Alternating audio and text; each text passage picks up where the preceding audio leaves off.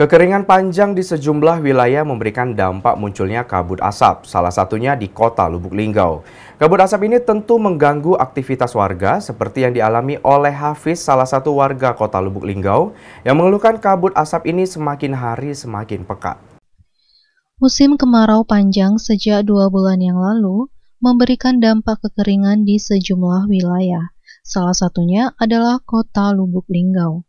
Kekeringan ini juga memberikan pengaruh mudahnya lahan terbakar di daerah lahan kering sehingga kota Lubuk Linggau pun ikut terdampak munculnya kabut asap. Hal ini tentu mengganggu aktivitas warga bahkan kesehatan. Salah satu warga kota Lubuk Linggau, Hafiz, mengatakan adanya kabut asap ini cukup mengganggu aktivitas. Kabut asap ini sudah muncul dari beberapa bulan yang lalu, namun titik puncaknya pagi ini cukup tebal. Kembali dirinya mengatakan, harapannya kepada pemerintah kota Lubuk Linggau memberikan himbauan kepada masyarakat terkait kabut asap ini agar menggunakan masker.